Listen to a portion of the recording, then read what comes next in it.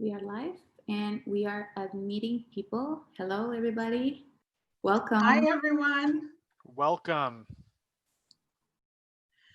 Hi, everyone. Thank you for being here. It's in the evening for those of us in Montreal or Eastern Standard Time. Actually, we invite you to use the chat to tell us where you're from because that's a nice way to start. We've had people from all over the world, which has been incredible. Welcome to Power Skills 2020. This is day 3 of 5, and we're so thrilled to have the topic of self-confidence, which we'll get into, and to have our speaker, Oren Weintraub. We've said all of your, at first, I'm sorry, my apologies. I'd like to also welcome Deanna, my colleague. Hi, Deanna. Oh, I don't think she can hear me right now. She's hi, muted. I assure you. So thank you very much. We're actually, Deanna and I are from CATS, Career Advising and Transition Services at McGill School of Continuing Studies.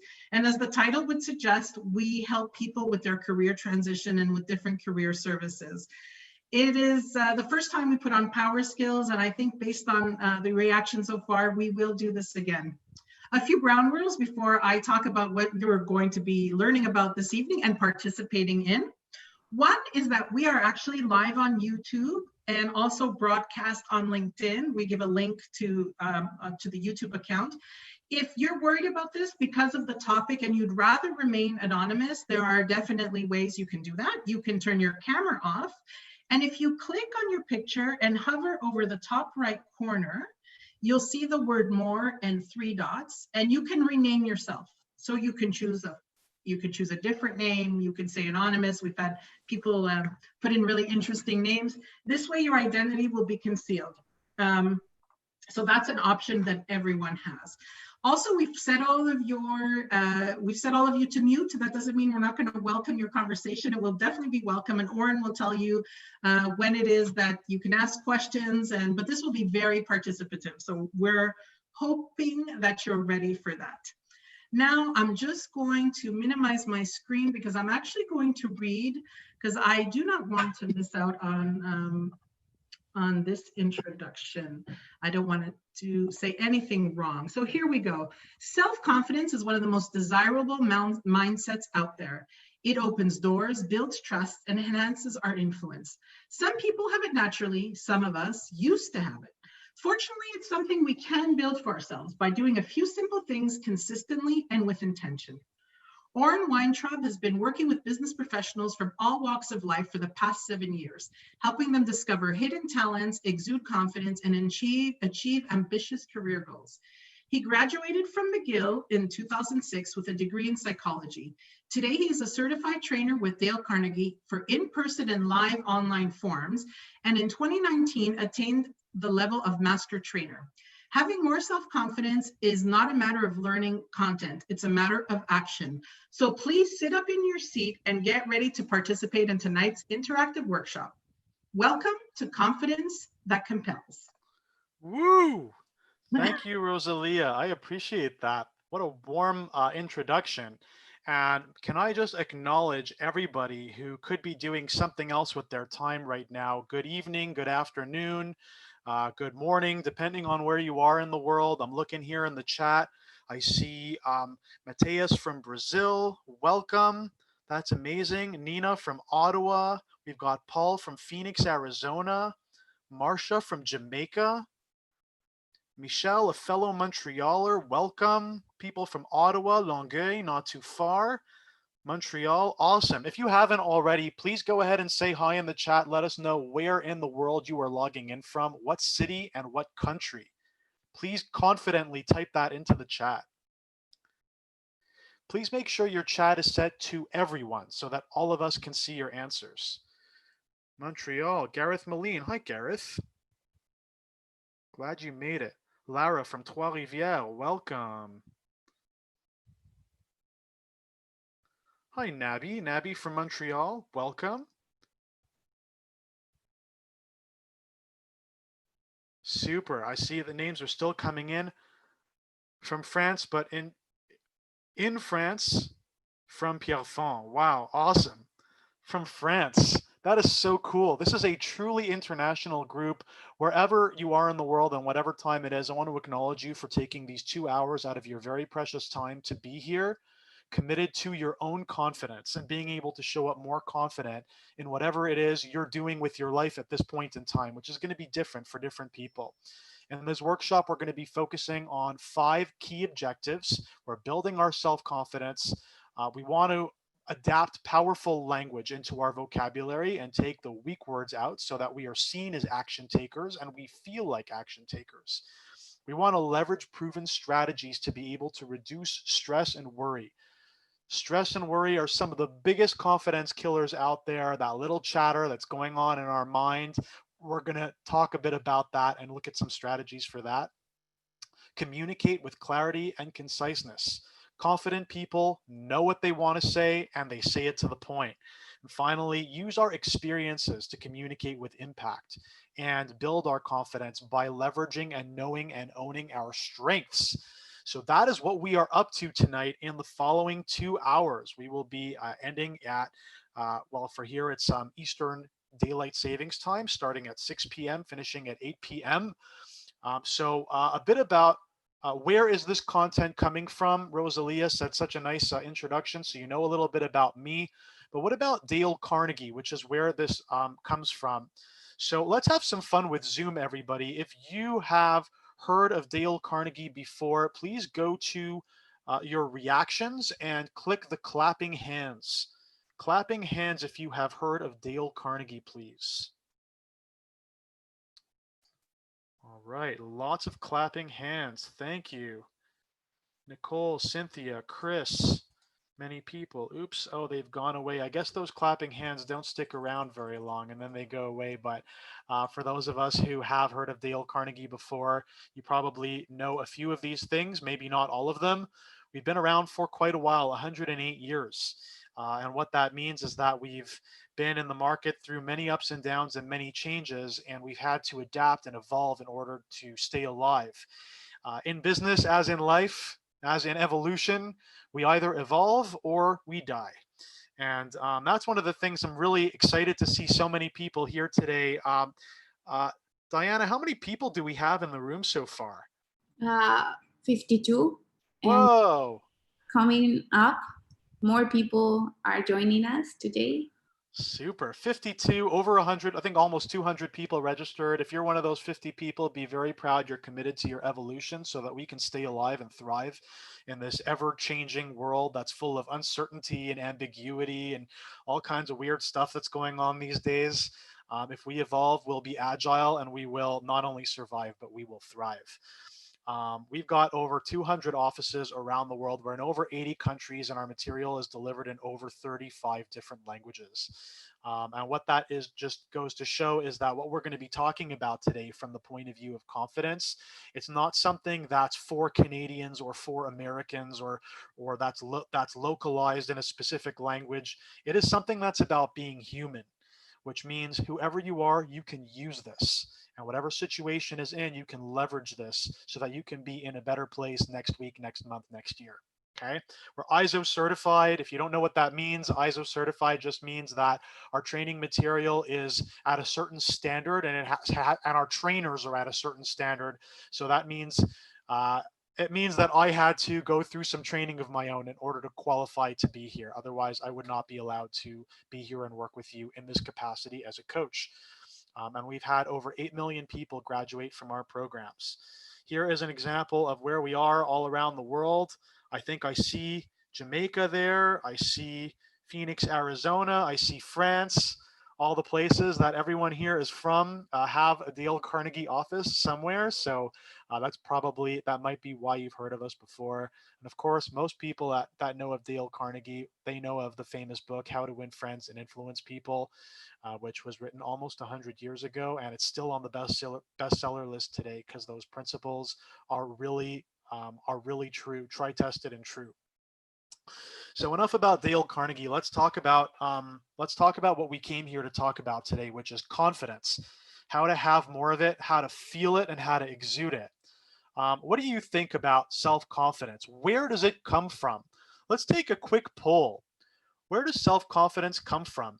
Is it learnable? Is it innate? Or are all those people we think are confident, are they just faking it? Let's do this as a poll. Diana, how's the poll going to work? Or Rosalie, Okay, yeah. I'm launching it. You should now have a pop-up window on your screen. Please go ahead and select one of those options and then click submit.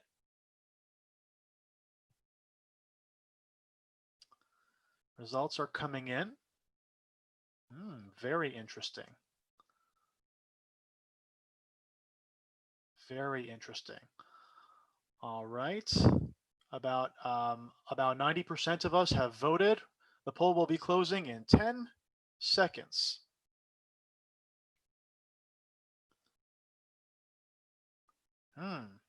Rosalia, what do you think? Which one's going to be our big winner here? Sorry, I was muted. Yeah, I don't know. It's a tough one to call. All right, and time is up. We are going to now end the poll. And can everyone see the results? If you can see the results, give us a thumbs up, please. Click reactions and give us a thumbs up if you can see the results. All right, it looks like they're up. So it looks like 89% of us believe that confidence is learnable. If perhaps we are being optimistic, but if so, that it means there's hope for us. 17% of us say it's innate. You're born with it or you're born without it. And then 9% of us believe it's an illusion. Everybody that appears confident, they're all just faking it. Well, here is what I know. I'm just going to share what I know. I know that we can stop sharing the results at this point. I think everyone's now seen them. I come across as a confident person, but I didn't always feel so. And I'll be quite honest, in some areas of my life, I feel super confident. And in other areas, I don't feel confident at all.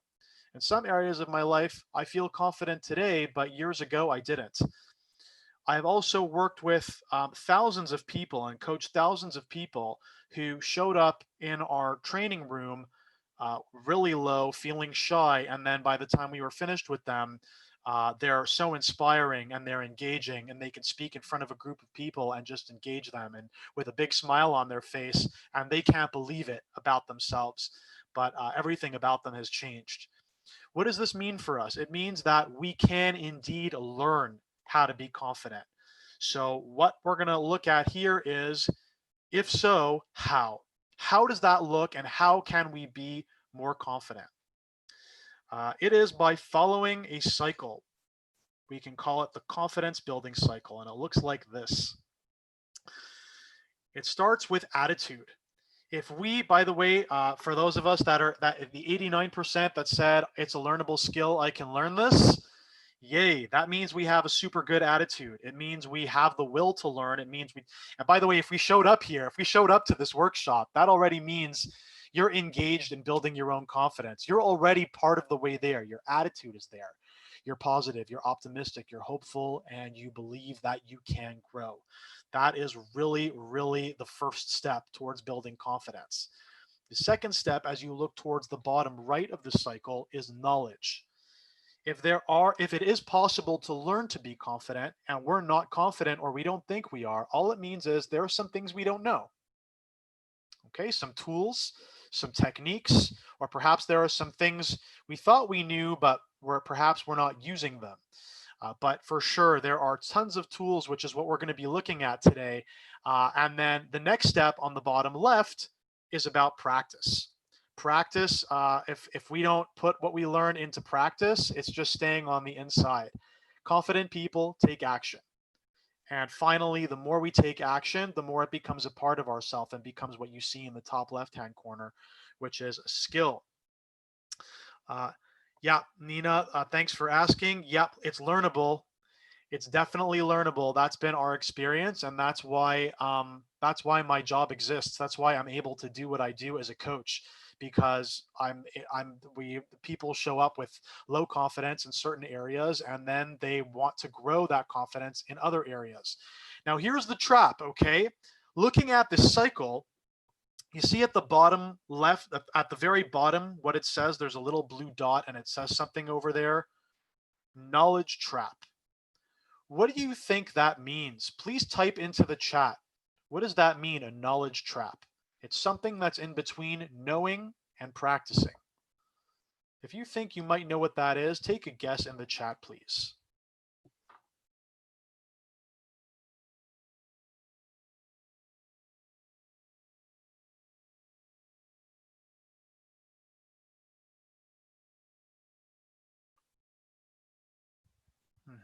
Not growing. Yep. We stay stuck in the knowledge part, not knowing enough, or maybe we feel that we don't know enough. Very true. Yep. Yep. Kayla, knowing something but not practicing it, not doing it. Yeah. So the answer is why. The question is why. If we're staying in knowledge and we're not moving to put it into practice, a lot of us have this voice in our head that says, I already know that. I know that. That's common sense. Everybody knows that. Okay, great. So are you doing it? And that's the thing is, and you're going to find that a lot of the things we're going to talk about this evening, or whatever time of day it is for you, the things that we're going to be talking about, you might hear it, and you might have this voice in your head that said, well, yeah, that's obvious, or that's common sense, or I already know that. Great. Um, what we know actually makes no difference in the physical world. It's what we do that makes a difference, and it's what we do that makes an impact. So you can know everything, and you can study your entire life, but if you don't go do something with it, you're basically you're basically keeping a gift stuck inside you, and you're not giving it to the world, and you're not having an impact on the world. So this is why the very first key, and I'm going to share 5 keys tonight in terms of what it takes to build confidence, to feel it and exude it. And the first one is jump into action. We're going to learn things. Sometimes we feel, some of you said in the chat, I don't know enough. Many of us feel that way. And guess what? I'm going to give you a clue. You felt that way for much of your life, and you're going to keep feeling that way for much of your life. It's part of our inner voice, and it's one of the things that keeps us playing small. We have a little voice that says, I don't know enough yet. When I know enough, then I'll take action. I got news for you. You're going to be waiting until until you're, who knows, maybe never, to take action. So rule number one, you want to build confidence, jump into action. Confident people take action. And it's action that builds confidence, not the other way around. People who are taking action, it's not because they're confident. It's because they're taking courageous steps. That's all. Rosalia likes this. Okay, thanks. So if you're ready to take action, please give us a thumbs up. Who is ready to take action right now? Some of you are like, it depends. Jump into action. Thank you for all your thumbs up. All right, so let's have some fun. Let's jump into action. At the same time that we do so, we're going to meet each other and find out a bit about each other. In a moment, we're going to go into what's called a breakout activity. And if you've never been in a breakout activity before, it's we're going to leave this big room with all 50 plus of us, and we're going to go into a little room with just 3 of us. So it's going to be you and 2 other people that are here, 2 other participants, and you're each going to have maximum 2 minutes to share with your two buddies or your 2 partners, to share with them 4 things. You're going to tell them your name, first and last. You're going to tell them where you're from, i.e., for example, I'm from Montreal, Canada. You're going to let them know your current occupation. If you're a student, then you're going to let them know what school you're from and what's your area of study. If you're currently working, you're going to let them know the company and what you do. And if you are currently in between jobs, you're going to let them know what your background is and what your career goal is, what kind of work you're looking to do. And who knows, you might make a very important connection in this activity. And finally, you're going to let them know an area of your life where you want to be more confident, like that area of your life you were thinking about when you signed up to be in this workshop this evening. Be as specific as you can. Okay, so for example, my name is Oren Weintraub. I'm from Montreal, Canada. My current occupation is I'm a trainer and coach with Dale Carnegie. I sell training and I also train myself. groups of people, helping them be more confident. And an area of my life where I currently want to be more confident is in the area of finance and building wealth. I want to be more confident in that area. I'm currently looking to become an investor. I want to buy an investment property, and I've never done that before. And I'm quite honestly shaking in my boots just a little bit about that. How long did that take? 60 seconds, maybe? Something like that? Go ahead and type it in the chat. How long did that take, please?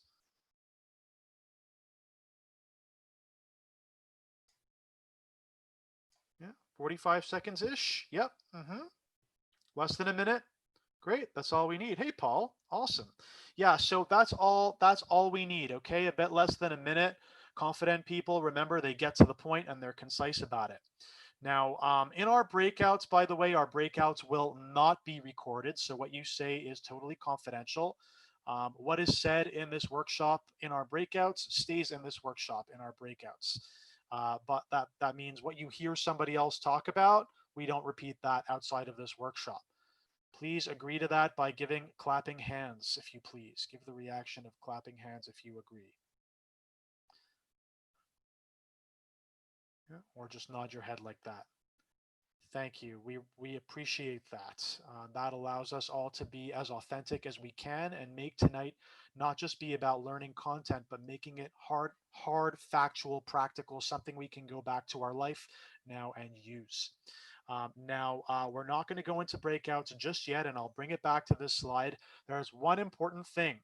Confident people, when they introduce themselves, they say their name clearly, loudly, and confidently, kind of like this. My name is Oren Weintraub. It's confident, right? So it's a technique that we teach in our programs. It's called pause, part, punch. You're out there meeting people and someone introduces themselves to you and they say, "Hi, my name's Oren Weintraub." Right, my name's Oren Weintraub. And you have no idea what they said, and you're too don't want to bother them, ask them to repeat it. Don't be that person. Be the person that is remembered first and last. Sound super confident. My name is, pause so they know you're about to say your name and they don't miss it. My name is Oren, part of your name, Weintraub. Say your last name with punch. Don't make your last name unimportant. Your full name is who you are. And when you say it like that, it sounds really good. And for those of us who are networking and we're trying to be noticed by decision makers, trust me, they're going to remember you when you say your name like that. So we're going to go back here. So you introduce yourself using pause, part, punch. My name is Oren Weintraub. Then you say where you're from, current occupation, and an area of your life where you want to increase your confidence. Quick warning. We Power Skills 2020 has been going on for a couple of days now. Apparently, in another workshop, when we went into breakout, some people got booted out of the Zoom meeting. That's so sad. I really hope that doesn't happen to anybody here. If it does, please come back, sign back in. Unfortunately, you'll be missing the breakout, so you'll have like a 5-minute break until we all come back into the main room. But please sign back in right away. Don't think that you should leave. Don't think we booted you out because you were being bad. We want you back. Hopefully that doesn't happen to anybody. Deanna, Rosalia, are there any more instructions that need to be given for the breakout, or we're good to go? Just if someone prefers not to go into a breakout, because I know that's the case for some people, they just don't accept or they remove themselves. Don't remove yourself from the meeting, just remove yourself from the breakout if you really prefer not to participate in the breakout. Super. So the breakout will begin in just a moment. When you're there, please, somebody who wants to practice their confidence, jump in first and make sure everyone gets to go. We'll see you back here in 3 minutes.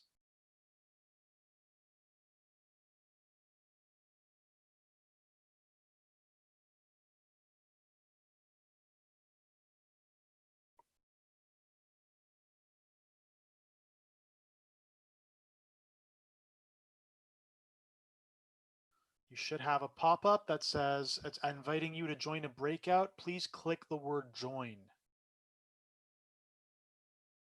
Jump into action. Please click join and jump into action.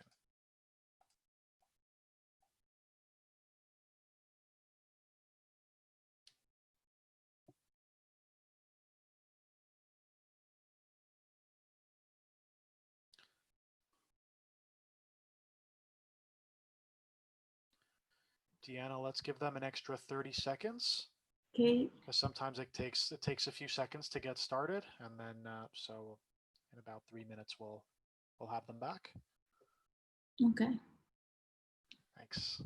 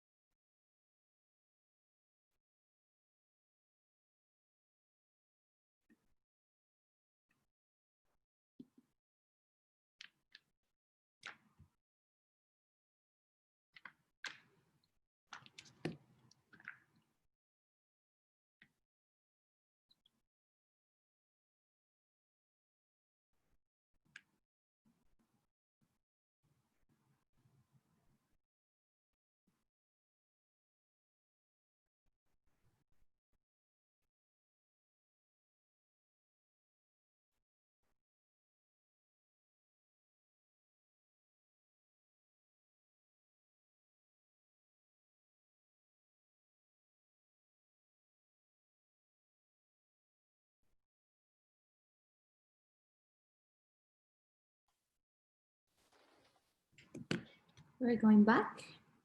Awesome.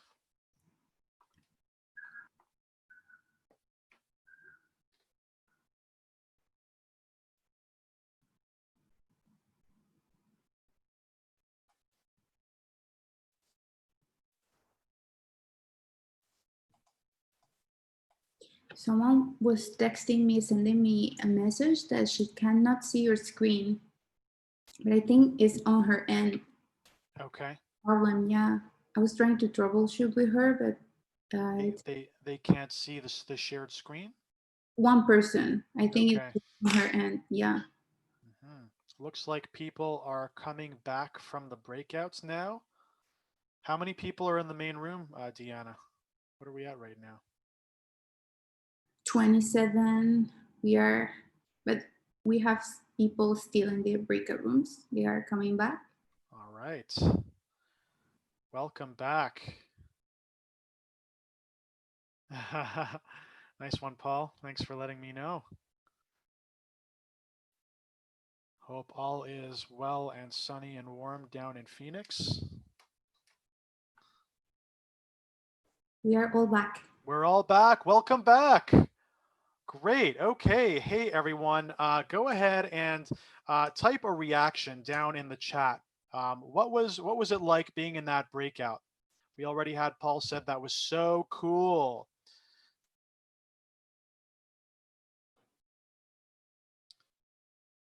It was great.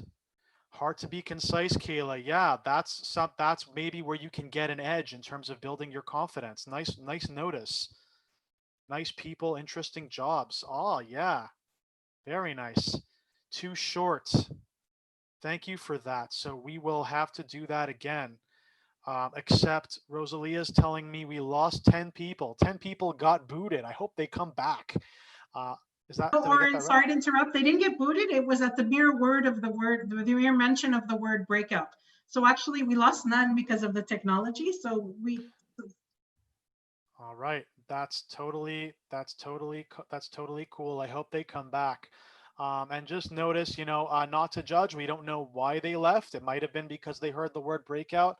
But sometimes when we see it's time to take action, people people take themselves out of the game, and unfortunately, that's going to be the very first step towards building our confidence. For those of us that did jump in, and for what you're writing in the chat, congratulations, you just grew your confidence a very little bit. For some of us, a bit more. Just sharing with a stranger, where we want to be more confident in our life. Just that is an act of courage that can help build our confidence.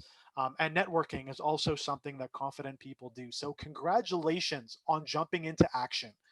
Um, we're going to now look at not just taking action, but if we're going to take action, in what area of our life is it most important for us to take action where it's going to make the biggest difference in building our confidence? Now, in order for us to do that, we're going to need a blank sheet of paper and a pen. So please take the next 10 seconds.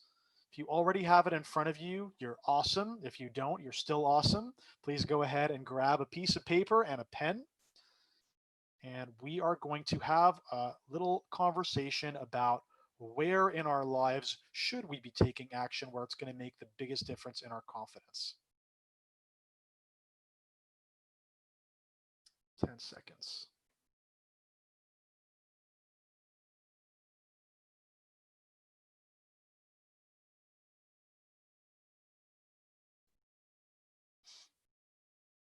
I promise the next breakout will be longer. I see a lot of people complaining in the chat that it was too short. We didn't finish. I'm so sorry. We're trying to make the most of our time. We will do another breakout a little bit later, and I promise more time. Okay, if you have a pen and paper, please give us a thumbs up. Go ahead and put a thumbs up. Hey, very nice. Lots of thumbs up. If you don't, hurry up. And we are going to jump in now. Think about, let's take a good look at our lives, and we want to really personalize this because I gave an example earlier. I want to be more confident in the area of wealth and finance. That's not going to be the same for other people. Some people want to be more confident in the area of their professional life and their career. Some people want to be more confident in their relationships. Some people want to be more confident in their social life. Some people just want to feel more confident when they're by themselves and be just good with me kind of thing. Whatever that is for you, it's just perfect. It doesn't have to be. Don't think that because what you thought it was is different than what somebody else has said. Don't think you're in the wrong workshop. You are in the right place. So let's think about in our lives, throughout our lives, in the domain of our lives that we came here to work on today. What are some changes that have happened over the past 2 years or so that have impacted our lives? What are some of the changes? What are some of the changes in our family life? What are some of the changes internationally? What are some of the changes in the way we have to walk around when we go outside of our houses today? At least 3 changes, please. Make a list, at least 3 changes. You have 20 seconds. Quantity is the goal.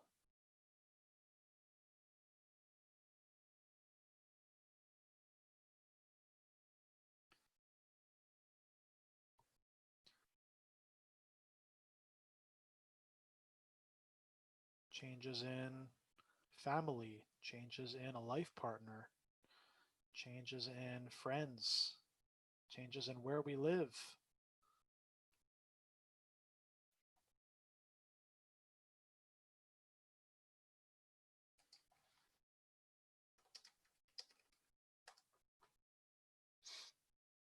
All right. Next, we're going to bring this closer and closer to home. Okay, so lots of changes happened in the world, in our lives. Next, those changes have presented some challenges to us. Okay, so think about challenges that you have personally faced. External, we're talking external, okay, outside of yourself. What challenges were created in facing those changes? Were you, did it restrict your time? Did it restrict your, did it impact you emotionally? Are you having to juggle more things at the same time? Are you more overloaded? Um, are there challenges in the area of health? What challenges has it presented? As many as you can. 20 seconds.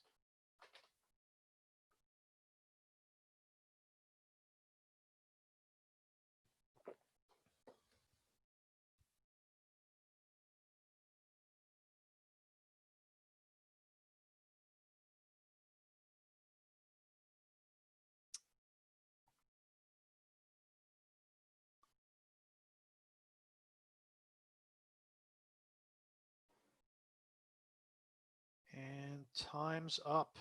Congratulations for being so engaged and involved. And writing down these really personal things. We're going to bring it even closer to home in just a moment, but I just want to acknowledge you for really making this relevant for yourself. We want to be more confident. Okay, what changes have happened that have shaken us up? What have been the challenges that we faced?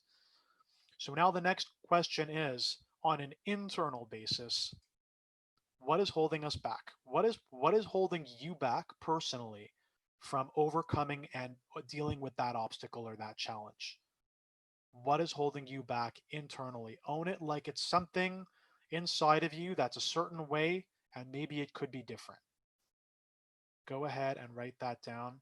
Take 60 seconds, please.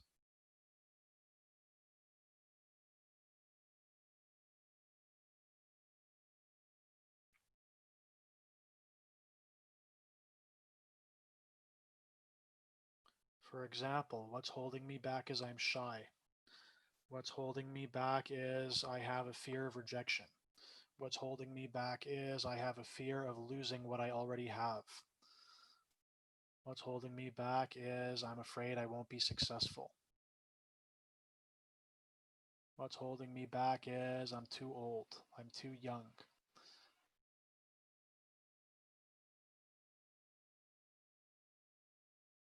What's holding me back is I'm a minority, or I speak another language, or I don't understand, whatever it is for you personally.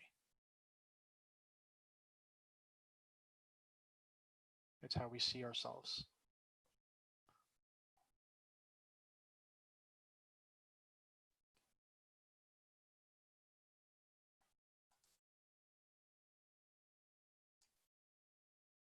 Another 10 seconds.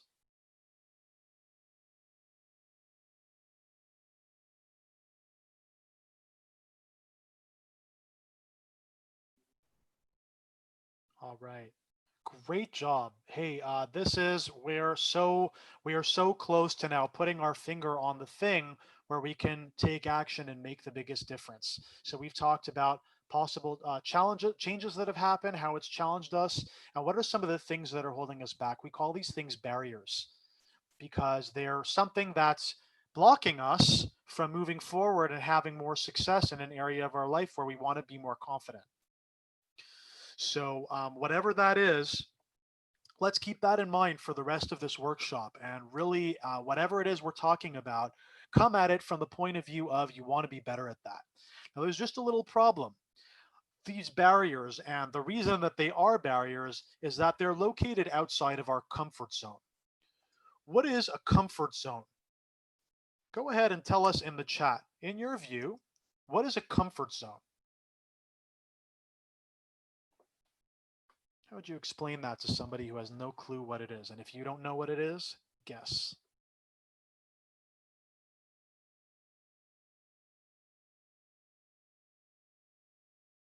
Yep, Lois. Routine. Michelle says habit. Those are both very much related. Luvana, a place where we feel secure. It could be a place. It could be a place. Yeah, Nina says not challenged. Interesting distinction. It's safe. We feel good when we're there. Chris says familiarity. Yep. Lilo also says familiarity. It's where things are familiar. Gareth says comfortable actions we can perform without hesitation. So we've been talking about how confident people take action. Really confident people take action outside their comfort zone, the uncomfortable actions. Nice one. Maria also says safe. We have more people saying habits. Homeostasis. What's that, Christina? Could you tell us a bit more about that? What's homeostasis? It's a big word for me.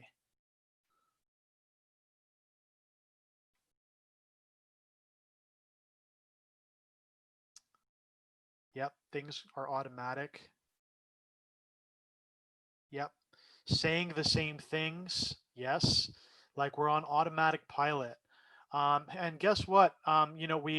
We have a lot of kind of, some of us are giving some negative descriptions to a comfort zone. A comfort zone is not a negative thing. A comfort zone is where we hang out all the time when we're in our routine. And by the way, when we have a routine, that can be very powerful. Because especially if we have a routine of doing the things we want to do so we can live the life we want, that's really great. A comfort zone is not a bad place. It's just where all the actions we're taking and the things we're doing and the emotions we're feeling and the thoughts we're thinking are familiar. And the barriers are outside of that. That's why they're barriers. If they were inside of our comfort zone, they wouldn't be barriers. We wouldn't even notice them. We'd step right over them. That fear would not have a hold of us, or that hesitancy or that nervousness that we have, um, that would have no hold of us. Um, for those of us who feel comfortable, okay, you don't have to if you don't want to. Please type into the chat, what is a barrier that you are now facing that's outside of your comfort zone? Thank you for your courage to share that with us. And if you don't want to, that's okay. Please type it into the chat. What's outside your comfort zone? Thank you, Lara. I'm sure you're not the only one. Anonymous says public speaking. Definitely. That's considered to be the number one fear by many people. Wow. Wanjeki says vulnerability. Sorry if I did not pronounce your name properly. I apologize. Feeling stupid or inadequate. Wow. I'm so inspired right now. Thanks.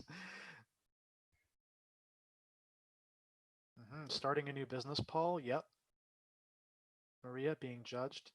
Hey, wow! Thanks everybody. That is so. By the way, whoever said vulnerability, just sharing that in the chat. Guess what? You're practicing. You're practicing being vulnerable.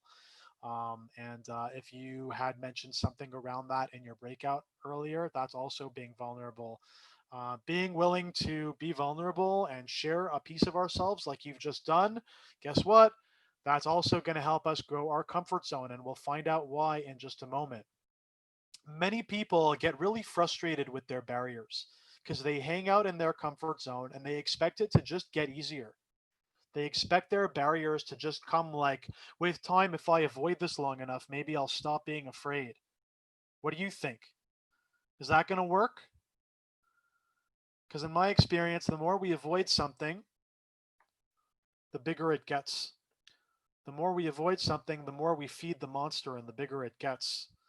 The only way to overcome our barriers is what? Please take a guess in the chat. How do we overcome our barriers? Luvana, face them. Paul, take action. Yep. Yep. Face them, take action. Who's got another one? Sophie, do it anyways. Yep. Susan Jeffers says that. That's true.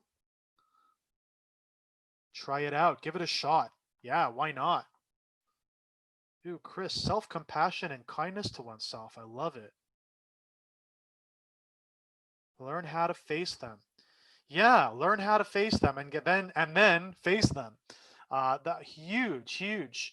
The only way, because our barriers, if the more we avoid them, they seem to get bigger and bigger. If we want to overcome them, we have to be bigger. That's the only solution. We've got to stretch our comfort zone. And that is key number 2 here, folks. If we want to be more confident, to feel more confident, and then to be able to exude it, we must be willing to face those barriers and go do them anyways. If you're afraid of learning English, go learn English. I For me, learning another language, I find that one of the an area, like I've had very low confidence, for example, in my ability to speak French for most of my career, and I live in Quebec.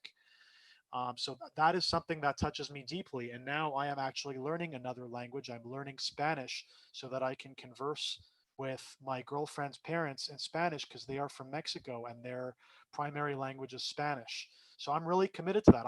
By the way, if you have a big reason, it's a lot easier to face those barriers, and it's a lot easier to grow. So let's come up with a reason to stretch our comfort zone. When we face that barrier that you wrote down on that paper, when you face that barrier and you grow, how is your life going to be better? Go ahead and write that down on the piece of paper. At the very bottom, at the end of the paper, when you face that barrier and you work on that and you grow as a person in that area, how's your life going to be better? Are you going to feel more fulfilled? Are you going to have more money? Are you going to have more love in your life? You're going to have better health. You're going to have better relationships. You're going to have more relationships. Are you going to have a relationship?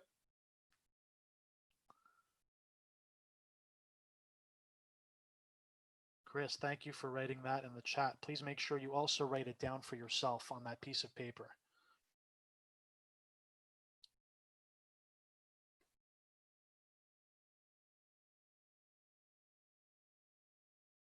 Okay, please begin finishing up.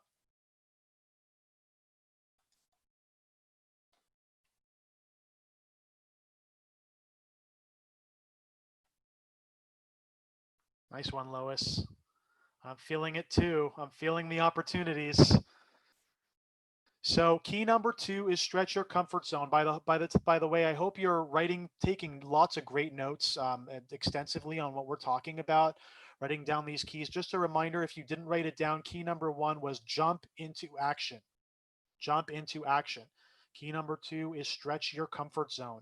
If you have things that are holding you back from overcoming those challenges that are created by the changes, guess what? The world's not going to stop changing. In fact, the changes are getting weirder and weirder, and we have to become more and more agile to be able to overcome them. So the only way we're going to evolve, remember, in life, we either evolve or we die. The only way that's going to work is if we face down our barriers, and that is a huge why. So give yourselves a hand for doing that exercise. Go ahead and click the clapping hands icon. Give yourself a well-deserved hand for that.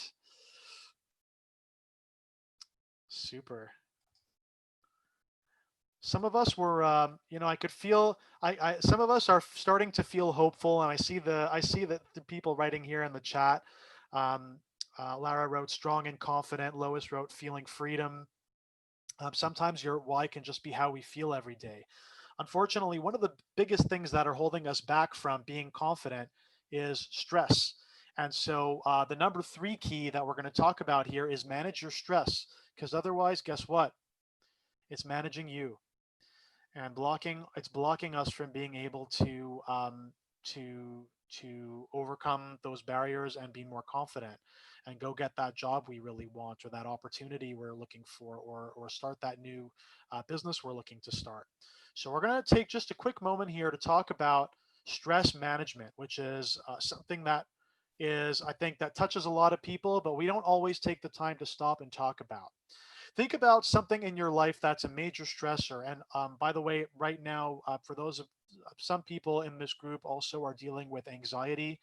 That is more and more common these days, especially in North America. That is a clue, by the way. It's a lot more common in North America than it is in other countries. That is a clue. We might want to study how they do things in other countries, but a lot of people are dealing with anxiety, which is a much different thing than stress. And I know Rosalia mentioned that I have a degree in psychology. I am not a psychologist, and I'm not giving medical advice in this workshop. I do know that a lot of people are coping with anxiety and stress and worry And the way that they're doing it sometimes are in not healthy ways. So, how are you currently coping with stress? Please write in the chat if stress is a thing for you. What are you currently doing to cope with stress? Are you biting your nails? Are you staying up late and waking and not sleeping? Running, Allison. Me too. Nice. Yoga, nice one, Paul. That helps a lot. Mindfulness, meditation. Super. Great job, everybody. Exercise, cooking, gardening, sports. Nobody smoking. Nice. Or maybe some of us do, but we didn't answer that. We didn't give that answer. Yep, Lois, thank you. Thank you for your transparency. Yeah, see nature. So it looks like, yeah, crying sometimes. Yeah, for sure. It looks like actually this seems like we have a lot of great best practices here in this group. And if you're looking in the chat and that you see that there are people that are doing some great things like that you want to start doing, go ahead and write that down so that we can start to do that and add that to our life. Gareth, taking more breaks. Very nice. Um, so for some of us that works, for some of us it doesn't. For some of us, stress still kind of creeps out into our way of being in our day to day, and that might look like again some bad habits, amnesia, like not sleeping. It might come into our relationships, like I'm having a conversation with someone, but I'm just feeling so stressed and overloaded that suddenly I snap at them, and it wasn't them, it was me. But now that had an impact on my relationships. So that could be happening for a lot of us. If you are relating to any of the things I just say, please go ahead and say something in the chat like I relate, or yeah, that happens to me sometimes. Yes is a good one. Thank you, Maria.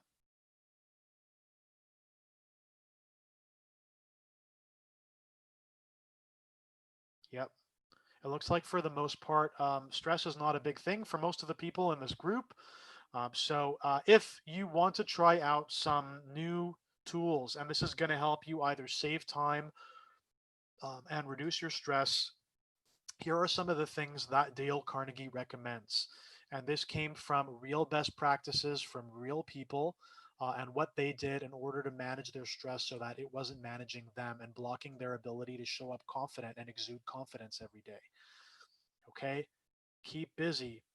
That looks like a somebody wrote gardening. A lot of us are doing things here that help us keep busy and they're therapeutic for us. Don't fuss about trifles. Trifles means like little things. Don't get stressed out about the little things. Another way of saying that is don't sweat the small stuff. Use the law of averages to outlaw your worries. So sometimes we're stressing out that we're worrying that something might happen, but if you really stopped and thought, what's the likelihood that's really going to happen? The answer is not very high. So that's number 3. A lot of people saying they relate in the chat. Thanks. Cooperate with the inevitable. Sometimes we're worrying about something that's going to happen whether we worry about it or not. You might as well cooperate with it. Go do whatever you can to make sure that it just turns out the best that it can. Number 5, decide just how much anxiety a thing may be worth and refuse to give it more. Sometimes that's a decision we have to make when I've been stressing out about something for so long and it's just like, well, you know what? It's going to happen anyways. I'm losing sleep over this. My worrying isn't actually making the outcome any better. So I've decided I'm just going to stop. And sometimes that's all it is, a simple decision. Easier said than done, perhaps, but still a simple decision nonetheless. Don't worry about the past. It's in the past. It happened. So let's make a commitment here. If you are feeling that stress or worry or overwhelm are still creeping into a certain domain of your life, which of these principles will you use starting today? Go ahead and put the number in the chat, please.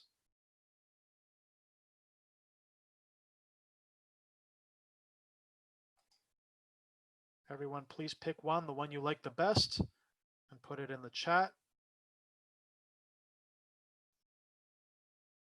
A lot of people going for number 5, quite a few going for number 4.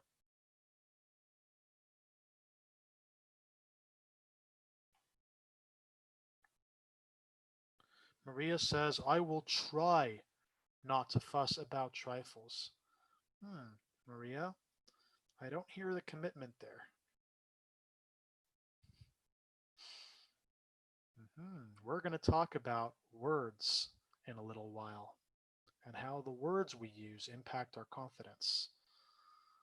Super, everyone. Hey, fantastic job. Go ahead and write down on your piece of paper, write down the principle that you're going to be using from this page.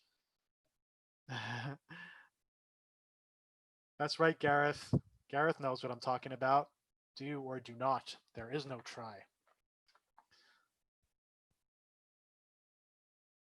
Please write down that principle, all the words, directly on your paper so you keep it in front of you.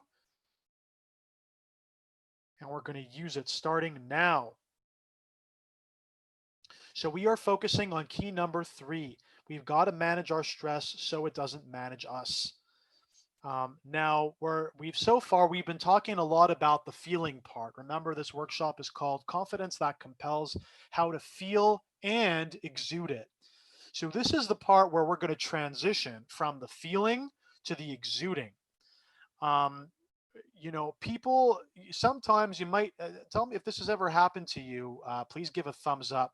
That some people, they seem so confident when you talk to them. They seem totally confident. You hear them talk. They seem totally confident. They stand tall. They smile. They do the whole thing. They would be the picture of what you would consider to exude confidence. But if you talk to them, they might not feel all that confident on the inside. And then other people claim to be very confident, but when they stand up and talk, they don't sound very convincing or compelling. Remember, it's confidence that compels. So you could feel very confident, but it's not compelling unless other people feel it. If you have ever met somebody in either of those circumstances, in either of those positions, go ahead and give a thumbs up, please. Where the feeling and the exuding is not the same. There's incongruency. Thumbs up if you know anybody like that.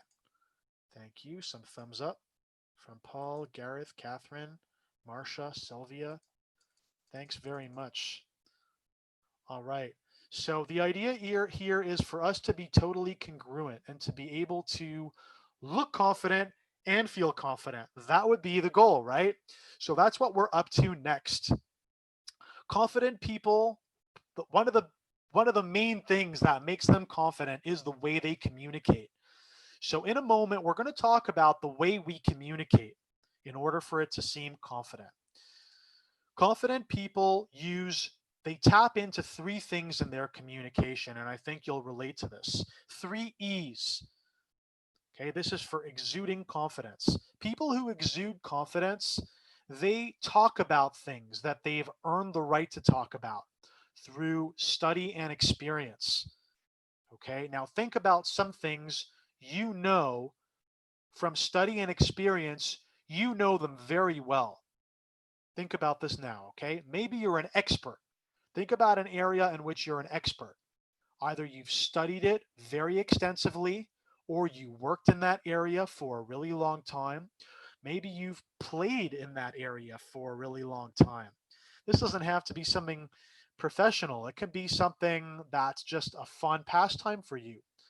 Maybe you've earned the right to talk about a sport or a pastime or an activity that you've been doing for a long time through experience. Go ahead and write down some of those things on that piece of paper. You might need a new piece of paper. If so, grab one, please.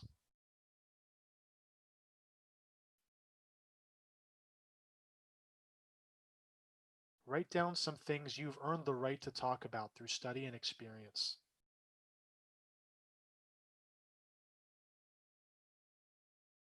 10 more seconds. If you wrote down a few, write down a few more.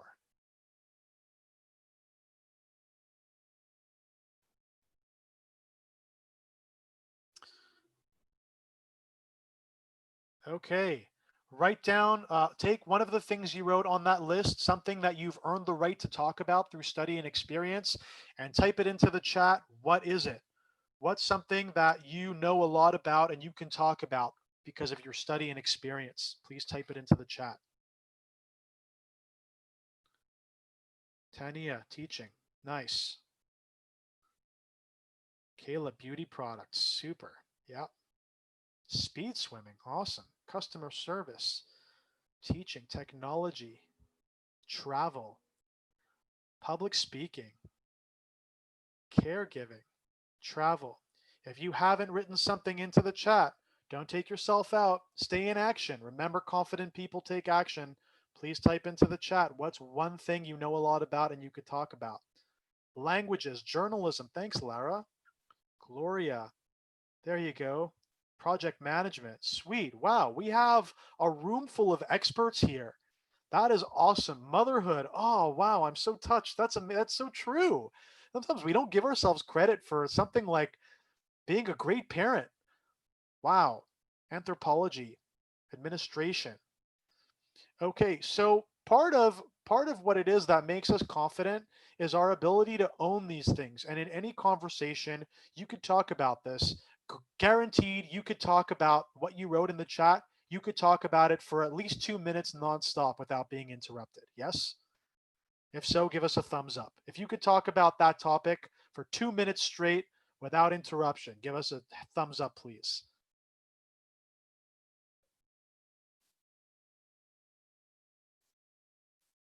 Nice job. All right. Great. Now, the other key pieces here, the other two E's are and these are an outward thing and an inward thing. Okay. First, it's that confident people, when they communicate, they're excited about what they're saying, and that comes across. You can visually see that, and you can auditorily, is that the correct word? Auditorily, hear it when they speak. They are excited, and you can totally congruently see that in their communication. The other E, eager to share. This is that our communication should not be about us, but be about others, our listeners that are listening to us. When confident people communicate, they're communicating to have an impact on a person that they're speaking to, and they want to make sure that their message has landed. It's not just something they're saying to hear themselves talk or whatever. There's a reason for that message. So this is what we're looking to harness here. And in a moment, we're going to prepare to speak for 2 minutes straight. We're going to prepare to speak for 2 minutes straight about something that we've earned the right to talk about. And we want to do so. We're going to practice and doing so in as excited a manner as we can. And it should be not only for the purpose of talking and sharing something and participating in this workshop because we know we're going to grow out of it, but because we want to give a gift to the person or people that are listening to us speak. So here is what we're going to be preparing.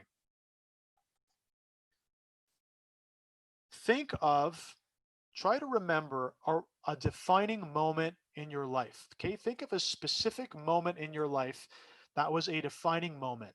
This should be in your adult life, not your childhood. So since you've been an adult, what was a specific incident from your life that was a defining moment?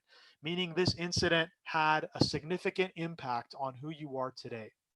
All right, just think throughout incidents you had where you learned an important lesson, or there was an emergency and you showed up.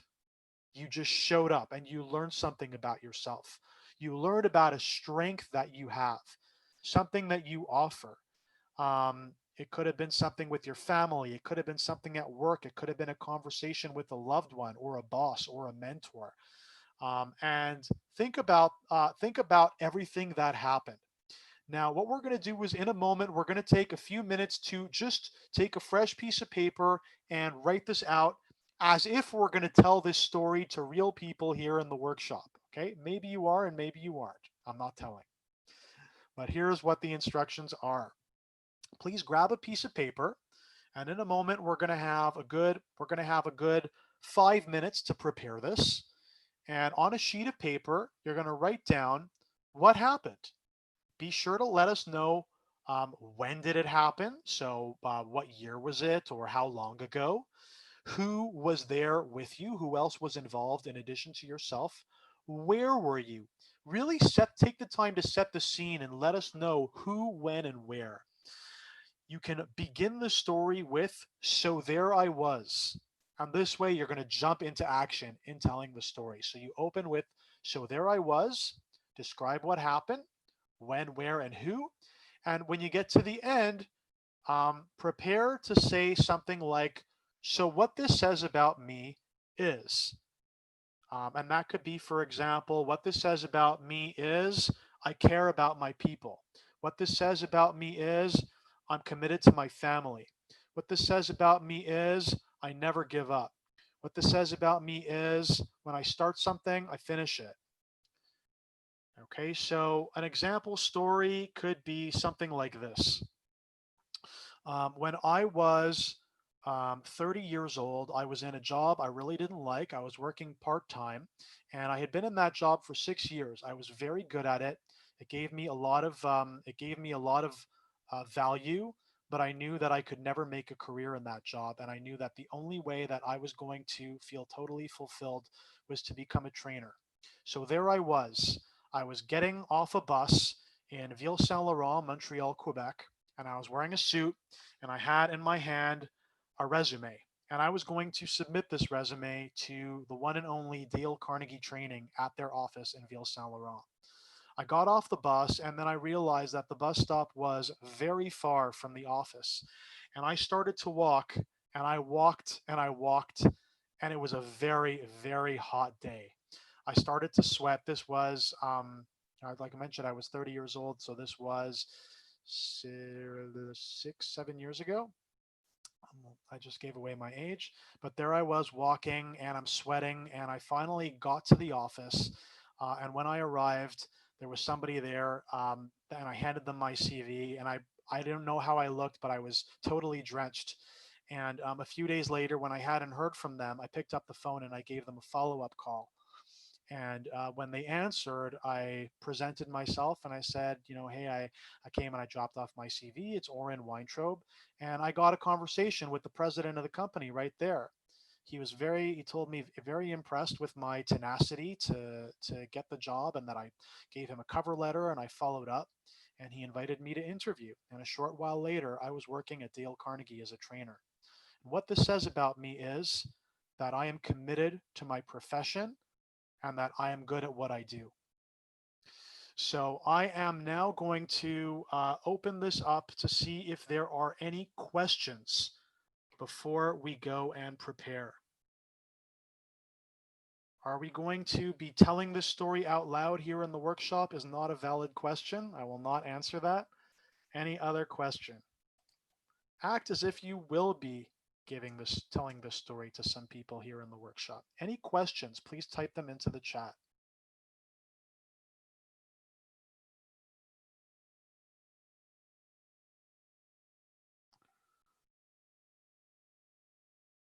All right, it looks like there are no questions thus far. Who remembers key number 1 for building confidence? Please type it into the chat. What was key number 1? Who's going to be the first to type that in? Gareth, thank you. Haha, you got it. Jump into action. So we are about to do that. What was key number 2? Key number 2, who will be first? Wow, Gareth is on it. Luvana, very nice. You got it. Stretch your comfort zone. Key number 3, what is it? Gareth typed it in before I asked. Okay, Gareth, what's key number 4? Got you there. I didn't give you key number 4 yet. Money. Nice one. So if you're feeling some stress, remember, go look down at the paper. What did you write? Don't fuss about trifles. Don't fuss about trifles. Keep busy. Yeah. Okay. Remember, we're talking about something we've earned the right to talk about. It's something we went through. So let's do this. We're going to take 5 minutes now to take a blank sheet of paper and start to write down what happened. Remember to begin with, so there I was, and finish with, what this says about me is, I am. And we will be back in 5 minutes. Please begin.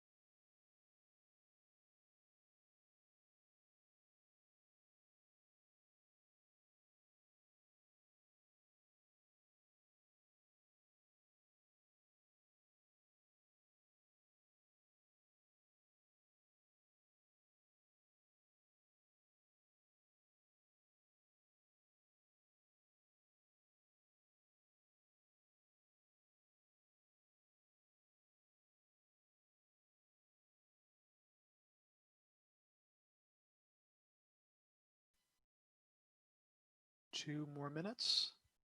2 more minutes.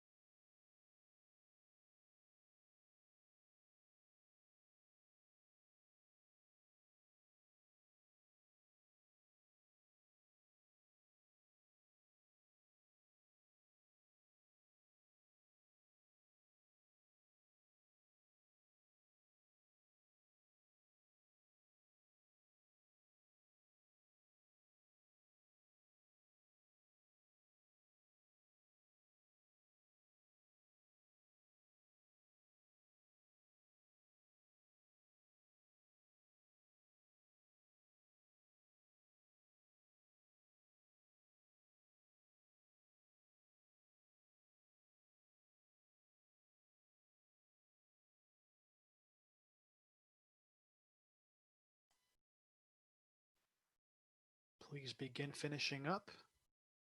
Make sure you have written out a sentence at the end that starts with, so what this says about me is.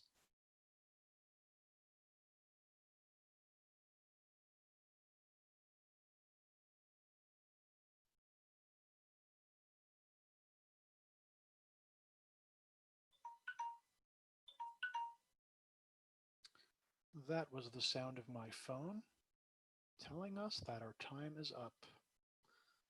All right, so go ahead and give us a thumbs up if you have a defining moment. If you just wrote down a defining moment, maybe you have more than one, that's okay. Please give a thumbs up in the reactions.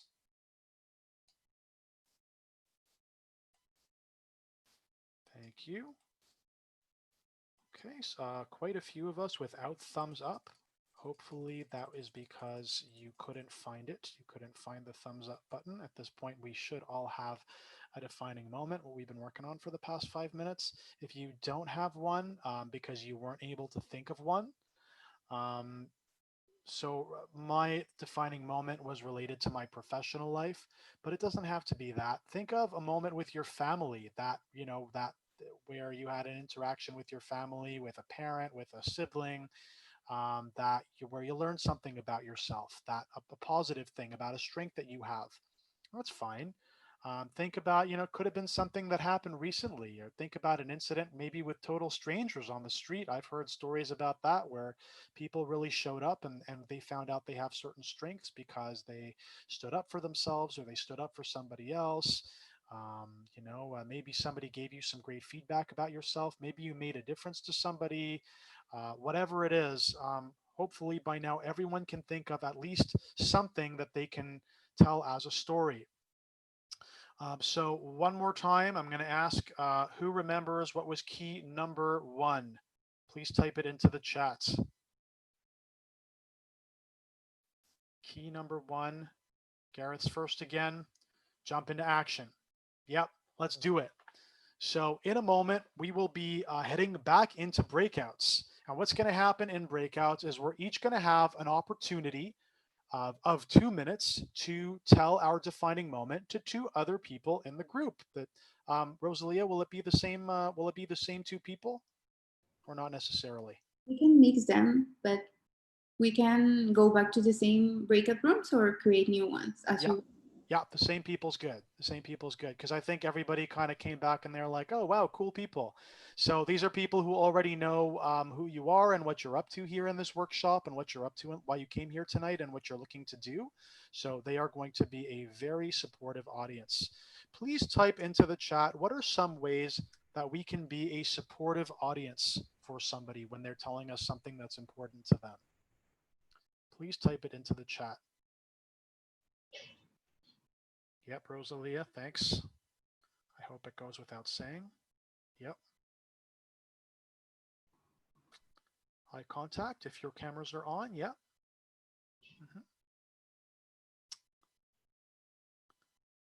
Listen to understand. Marcia, what do you mean listen to understand? Could you elaborate on that, please? A few people saying ask questions. Please don't interrupt their story to ask them questions. If you have time after everyone has had a chance to tell their story, once everyone's 2 minutes are up, if you have a bit of time left, then please ask questions, but not before, as time is a factor. And yes, that is a great way to support somebody.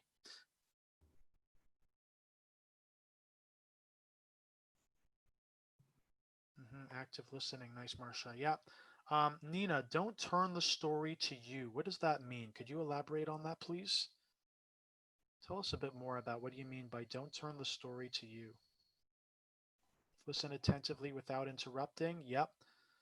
Acknowledge them, that they matter. Very nice. Give them kudos. Empathetic. Nice. So in a moment, we're going to be going into our breakouts.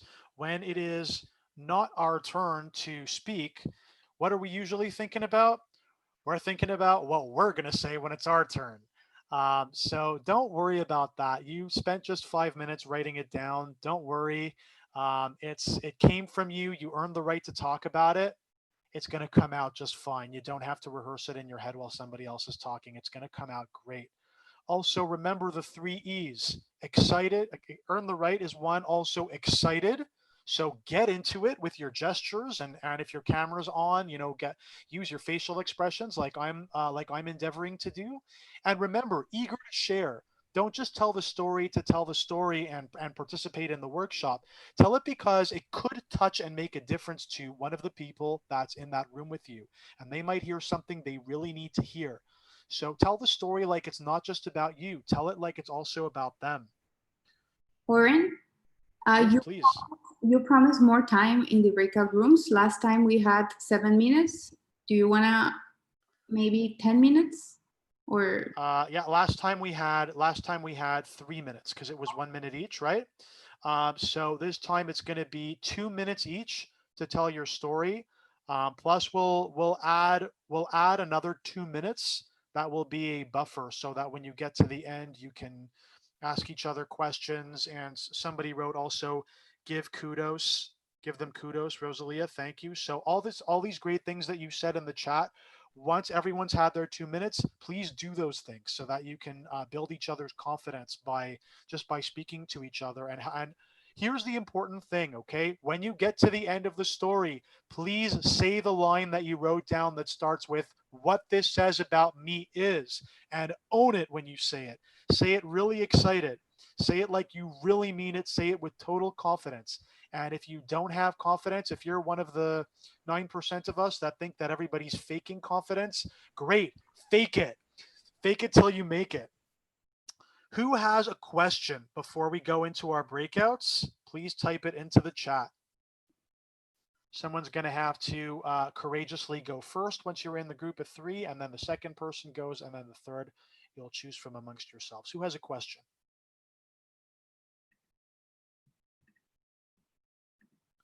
Paul, what a great idea. Let's do that. So once you're in your group, take the first 20 seconds or so to appoint a timekeeper, someone who's going to make sure that, that people really take 2 minutes. But what that means is that if you're the timekeeper, you have to confidently step in and keep the person on track. So if you see that their time is going to be up soon and they're not getting to the point, just in a smiling and encouraging way, remind them how much time they have left so they can get to the point. Confident people communicate concise and to the point. Let's help each other do that. That's why we're here today. I wish I could be in all the breakout rooms with you and coach you and help you stay on task, but that's just not possible in a group of 100 people. How many people are we, Deanna? We're 45 now. 45, awesome. So that's just not possible in a group of 45 people. In a Dale Carnegie course, that would be possible. Here, it's not. So we're just gonna have to be coaches for each other, which is also pretty cool. Thank you, Paul. So we get into our groups, pick a timekeeper, and then start 2 minutes each. And we'll see you back here in 8 minutes. 3, 2, 1. Please click join.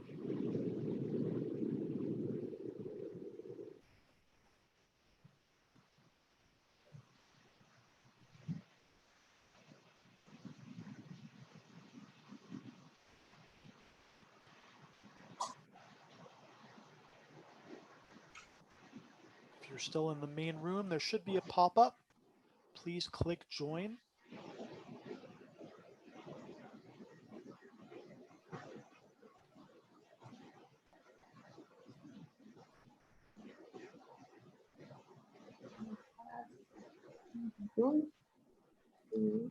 Deanna, I just want to make sure nobody's by themselves because they're missing their teammates. Because we have new people in the call. They didn't participate in the first breakout room, so we had 9 people new. So I was reassigning them, but everybody's fine now. Great. So when I look here in the main room, I can still see people's names. Does that mean they're still here, or does that mean they... Beg your pardon? They didn't join. Okay. No worries.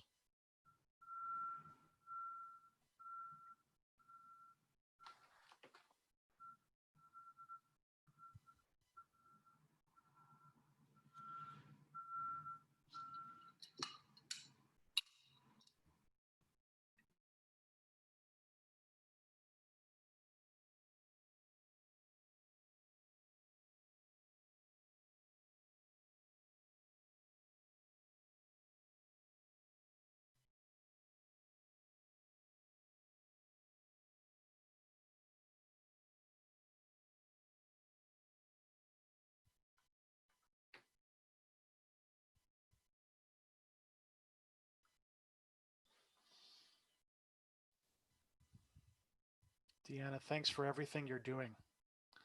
Much appreciated. Thank you to you for your generosity, sharing all your knowledge, your tips, your strategies. Thank you. I'm delighted. If it makes a difference, I'm delighted too.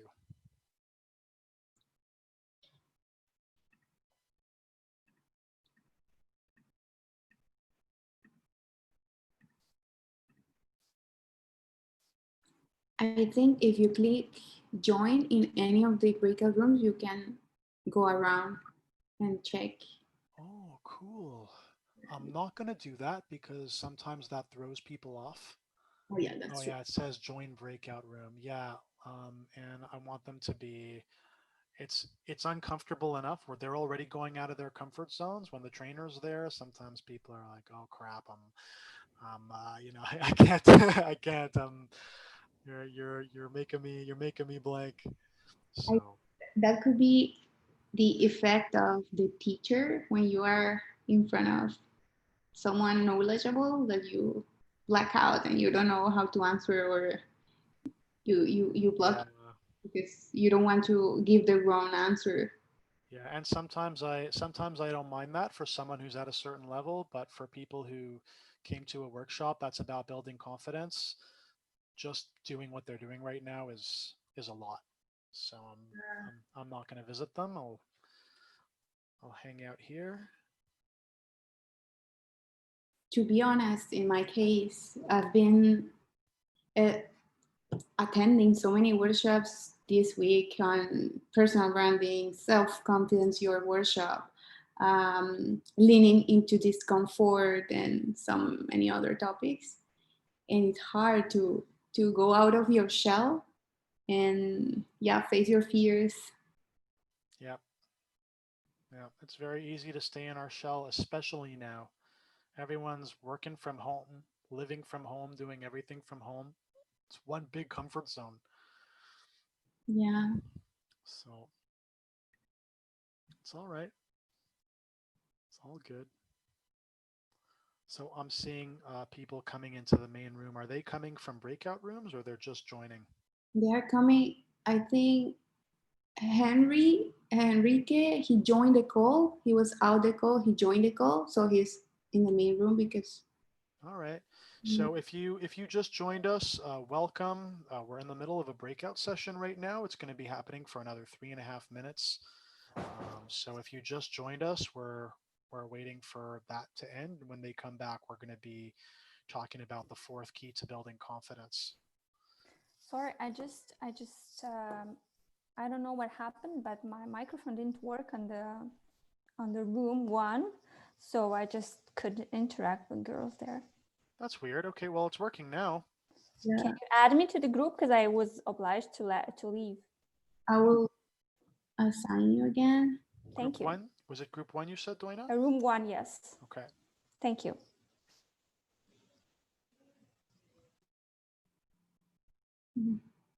Move to group one.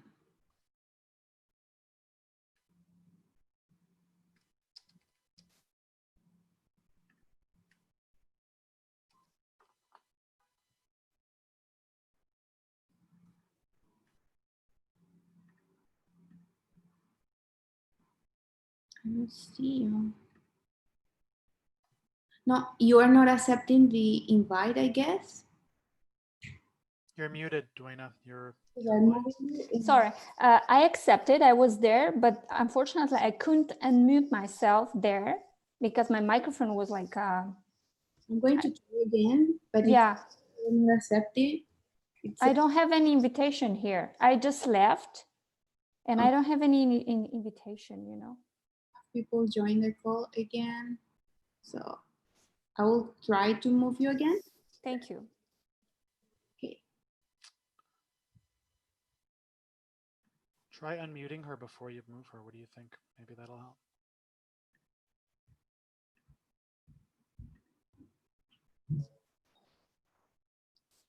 Did you see the invite? No. I will try again. Should I go somewhere? Because on my screen, I can see it. You will see You will see an invite that says join the breakout room. Yeah, I saw it at the beginning, but now I don't see it anymore. Like the first time when you invite me, when the microphone didn't work, I saw it, but now, no, I don't see it. That's strange. One of the challenges with today is technology. I know. For some of us, it's outside our comfort zone. I see all your partners there, but I cannot move you. I'm going to try again. I can move you. The funniest thing is I can move you whatever, like from breakout room 2 to 12, but not 1. Okay. I'm going to try again. Sure. We should see the invite. Nothing. I don't see it. Maybe I should go somewhere. I see your screen, orange screen. Well, you know what? There's only a few seconds left before everyone comes back. So, Doina, I'm sorry Next that time. happened. You didn't get to It's fine. practice, but at least you prepared for it and you were ready to go. Yep. Thank you. So, Thumbs up.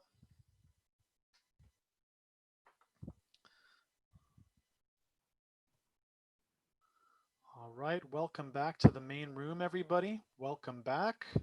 People are starting to come back to the main room. Welcome back. I hope that was plenty of time this time. Everyone got a chance to tell their story. How are we doing, Deanna? Is everybody back yet? 28 seconds. So maybe they are joining slowly. There we go. People are joining now. Welcome back. Welcome back. Please give me a thumbs up, Deanna, when everyone's back, so we can proceed. Welcome back to the main room. Kudos. It takes courage to share a piece of ourselves with strangers from other parts of the world. That's really, really awesome. You're really, really awesome. Welcome back. Almost all of us are back. Thank you very much. All right, we are all back. Welcome back, everybody. That is so cool. So we have just shared a story with people that we just met this evening. And the story was about something. It was a story where we were the principal character and we learned something. Go ahead and type into the chat, what did you discover about yourself just doing this activity, just sharing that incident with 2 other people in your breakout? What did you discover about yourself? Please type that into the chat. What have you just discovered about yourself?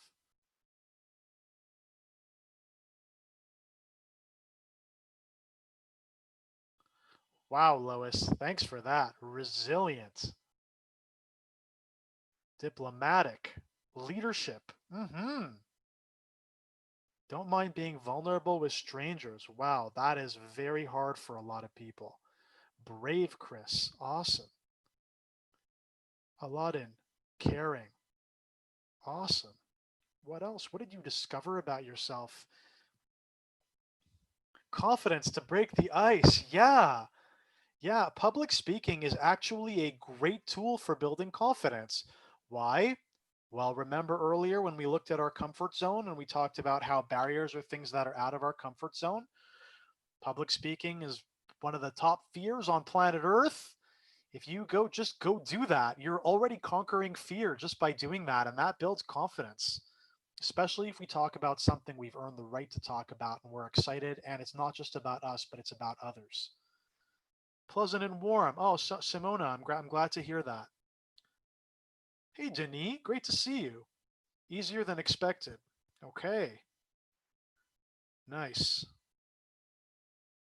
Hey, great. Great job, everybody. And this leads us to our fourth key about building confidence. Confident people own their strengths. They know who they are. They know what superpowers lie within them that they can bring to the table to make a difference. in their job, in their business, in their family, in their relationships. So those of you who are owning it in the chat, saying, I'm vulnerable with people, I'm confident, I'm less shy than I thought I was, I'm brave, I'm caring. You are confident. You are confident just in owning that. And that is so inspiring. You people are inspiring.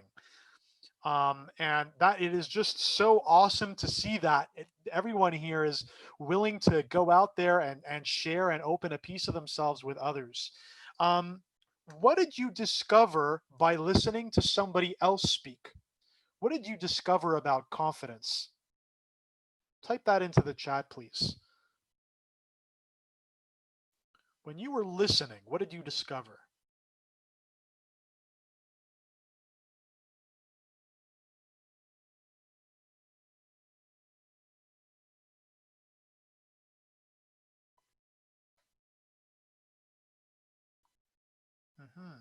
Aladdin, I see you wrote frustrado. Not sure I follow. Maybe try that. Try typing it in again. Rosalia, confidence inspires confidence. Rosalia is awesome. She's one of the organizers and she's participating full on. That's so cool. That's inspiring. That's a leader who leads by example. Develops. It develops during periods of life. Frustration can lead to breakthrough. Oh, wow, Aladdin. Thanks so much. So true. Sometimes going through hard times makes us stronger. Just like in the olden days when a blacksmith would forge a sword, they'd forge it in a fire. The fire makes it hot and allows it to bend, but then when it comes out, it's strong steel and nothing can break it. That's what we are, folks. We are swords and we are forged in the fires of our life, in the tough times of our life. Seema says people are so resilient. It's and you know also in listening to other people's stories, haven't you noticed how everybody's just like us? They have fears too, they have challenges too. And just like us, they have hidden superpowers that just sometimes come out. And if we own those strengths, we come across so confident.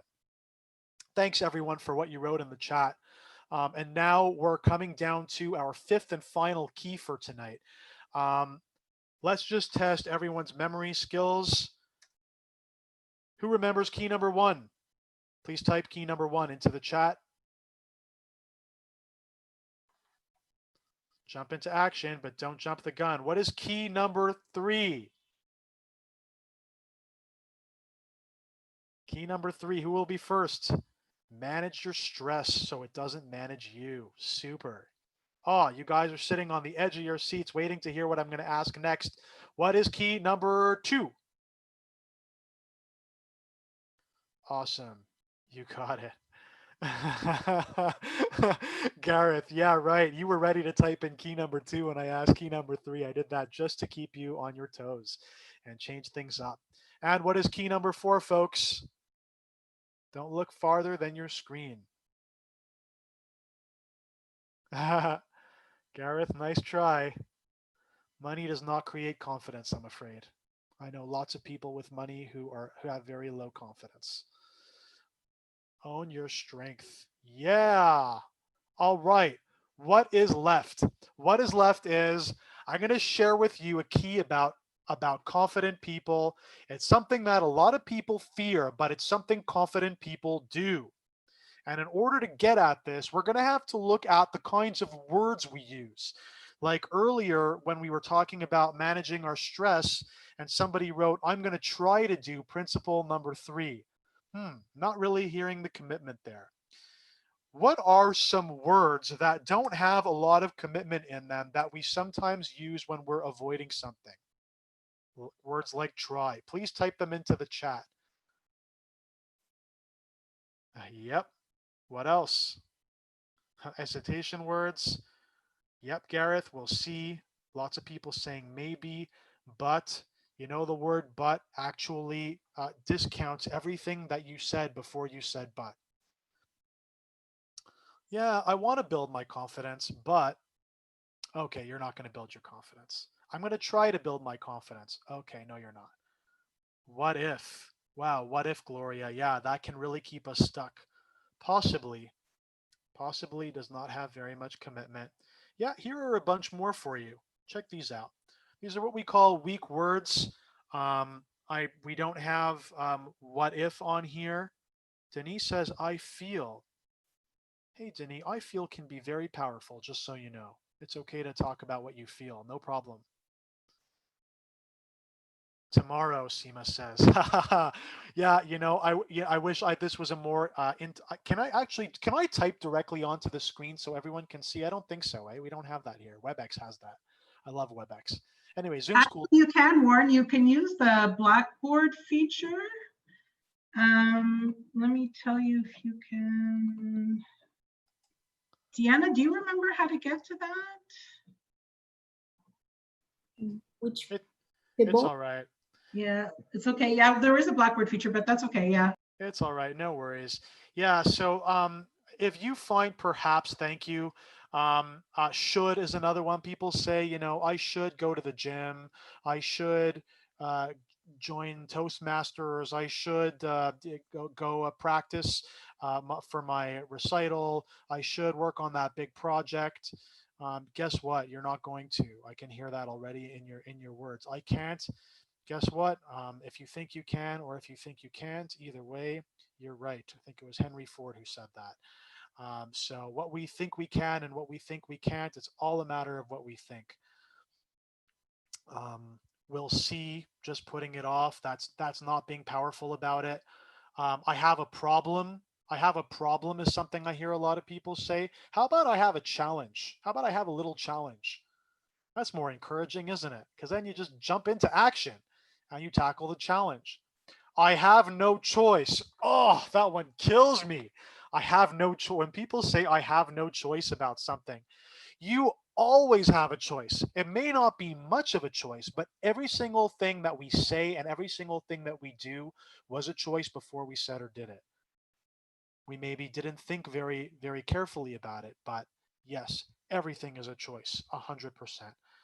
Impossible. Yeah, Daria, by the way, impossible is made up of the words I'm and possible, just so you know. And I like that a lot better than impossible. But how about we stop? If we're committed to being confident people, we actually must make a commitment here to take these words out of our vocabulary. And if there are two people here who know each other, if you're in this workshop with somebody else and you both know that each other are here, you can hold each other accountable for this. We do not use these words anymore. These are weak words and they take our power away when we use them. And if you want to hear more about my personal experience with these words, I gave a speech in Toastmasters in 2013 called The Three Dream Stealers, which was all about using words like this and how it steals our power away. And if you go in YouTube and you type Oren Weintraub, The Three Dream Stealers, you can see that video for yourself. That was feels like a long time ago, 2013. That's like another lifetime. Who is willing to commit to take these words out of your vocabulary? Please type your commitment into the chat. Say something like, I will not use weak words anymore. Please type that into the chat. I will not use weak words anymore, and neither will my friend Rosalia, who's here in this workshop with me.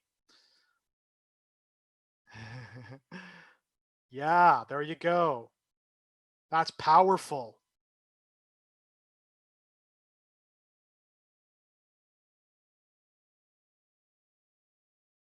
Whoa, Paul, nice. Paul shifted into being even more powerful by making a positive commitment instead of a negative one. But you know what? Sorry, I shouldn't say but. I shouldn't say should. When we use negative, when we say something negative, it is sometimes in order to be more confident. There are literally things we need to stop doing, and it's okay to say I will not. And saying I will do something is even more powerful. So everyone's saying I will. I will is a very powerful word. Anytime you think of saying I should and you stop yourself, instead say I will. Yeah, Luvana, I will use positive language. Here are some words you can use. I will, I can, I commit, I'll be there, you can count on me. It's a challenge and I accept the challenge. I will rise to the challenge. I choose to. And is very powerful. It's very inclusive. Anytime you think you're going to say but, stop yourself, pause, and then say and. Because what you said before is true and what you're going to say next is true. You don't have to cancel it out. I want to grow my confidence and I'm afraid of taking action.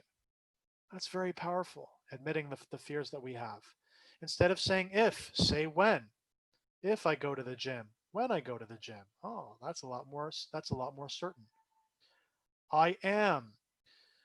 One of the reasons that people don't have a lot of confidence is because they are blocked by the need for certainty. We all want certainty. It's one of the most basic human needs that there are.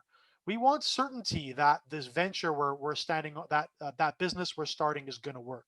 We want certainty that when I go apply for the job, instead of being judged, I'm going to be embraced. We want certainty that when I go and I speak in front of a group of people, that they'll love me instead of throwing tomatoes at me. We want certainty that if I go start an investment project, that it's going to be lucrative and I'm going to make money with it. We want certainty that if I go on a diet, I'm going to stay on that diet and I'm going to get the results that I wanted. We all want certainty about those things. Well, guess what? There is no certainty in this universe. There's only two certain things that I know. One day I'm going to have to pay my taxes. Every year I'm going to have to pay my taxes. That's for certain. And the other thing I know for certain is that one day I'm going to leave this earthly plane and go someplace else. Those are the only thing I know. And even that is, there's a little, we don't know that for certain. That's a belief, but one day we're going to die. That's for certain. That's it. Everything else, guess what? It's a big surprise. So we might as well enjoy ourselves here and take some risks and have fun with it. Because if we want to go someplace new, we've got to leave the place we're at.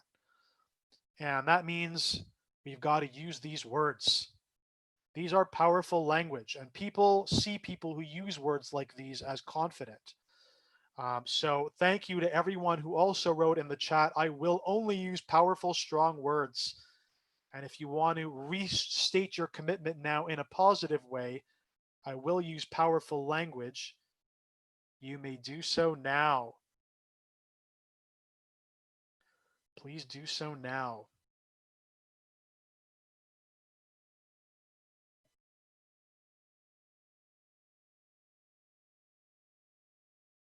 Nice. Nice. Congratulations on your courage. Hey, what's the difference between courage and confidence? Please type your answer into the chat. What's the difference between courage and confidence?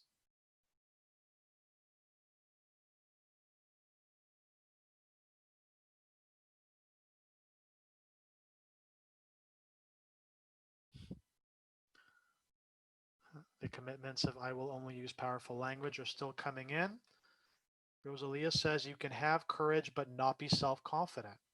That's interesting. How so? Would you come off mute, Rosalia, and elaborate on that? What do you think? Well, some people don't see how courageous they are. Like, they do courageous things all the time. They take risks. They try different things, but that doesn't necessarily mean they have self-confidence. Maybe they don't see their accomplishments, or what they see is risk-taking as being as amazing as it is. Yeah. Yeah, nice. Thanks for that. Kayla, courage equals confidence plus action. That's interesting. Very interesting way of putting that together. That could be. Deanna says confidence leads to self-confidence. Sorry, courage leads to self-confidence. Denise says courage is going outside our comfort zone. Paul says courage plus action equals confidence. So Paul has taken those same variables and placed them on different sides of the equal sign. Very interesting. Yeah, super. Yeah, guess what? Confidence comes from experience. So you may not have confidence, but you can still have courage. Courage, just the act of stepping outside our comfort zone and doing something that scares us, that's courageous. Doesn't mean that you were confident. You probably weren't, and that's why it's courageous. And it's doing that kind of thing over and over again that's going to build our courage. Showing up here for a workshop that you didn't know what I was going to make you do, that takes courage. Going into those breakout rooms and telling your story, even if you were afraid of how you're going to be perceived, that takes courage. Doing that over and over and over again, that's what builds confidence. And if you are committed, then that's how you're going to create that confidence. Because guess what? Confident people make commitments. They make commitments to do things even before they have all the details. Oh, I don't know enough. Doesn't matter. Make a commitment to do it. Oh, I'm afraid. Great. Make a commitment to do it. Oh, people are going to judge me. What are people going to think about me? Yeah, you're right. Make a commitment. Say that you're going to go do it. That's really if you're if the and but what if I don't do it? What if I commit to it? I say I'm going to do it and then I don't do it. Great. Commit to it. Guess what? If you commit to doing it, you are much more likely to do it than if you didn't. Especially if you said it in front of other people. If you said in front of other people, hey, I'm going to go to the gym tomorrow. Oh, well, now I better go because all these people know that I said I was going to go to the gym. So if I don't, I'm a big liar. If you commit to, I'm going to go start a business. Well, if you said that in front of people, they're going to ask you the next time they see you, so Paul, how's that business going? And you're going to have to have an answer ready. So confident people make commitments. Have you noticed that? People who are confident, they say what they're going to do. They say, I will take care of it. I'm going to take care of that for you. I'm going to go do that. I will take care of it. You can count on me. I will be there. Those are commitments. It can be for little things. It doesn't have to be for big things. Somebody asks you, are you going to come to my workshop? Say, I will be there. That's very confident. By the way, you can also say, I will not be there. And that's equally decisive and equally confident. Christina, I will use powerful language and make commitments. All right. Hey, thanks everyone for what you're writing in the chat. So let's make this count for ourselves now. Let's make a commitment where it's really going to count. Please go back to what you wrote in the beginning of this workshop about the barriers that are holding you back from facing that challenge, from facing the changes that have been happening in your world. And go ahead and make a commitment about an action you're going to take. This action should have a timeline, and if it involves other people, you should also not you should there, but please write down the names of those people in the commitment.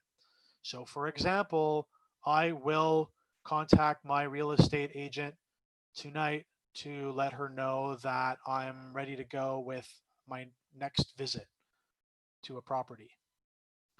That's with a commitment with a timeline where I'm going to take an action.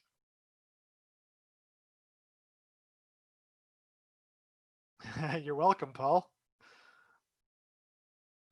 Go ahead and please write that down. We're going to take 30 seconds. Please write it out in a full sentence using powerful language. I will.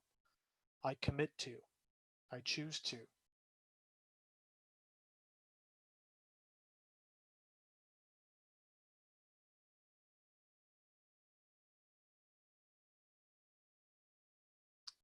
Daria, I see your question. We'll come to that shortly. Go ahead and write down the commitment. Write down a commitment that's going to make these past 2 hours worthwhile for you.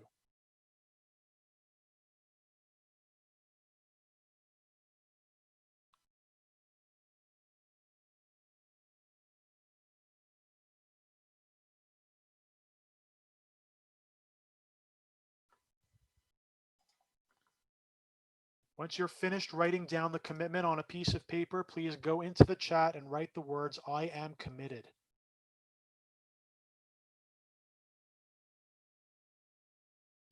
Aladdin, thank you. We will be holding you accountable.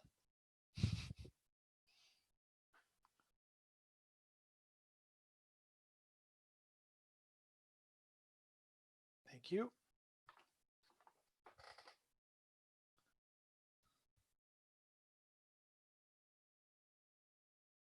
Wow, Rosalia, look at all these confident people.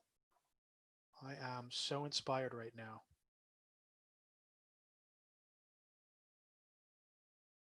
Wow.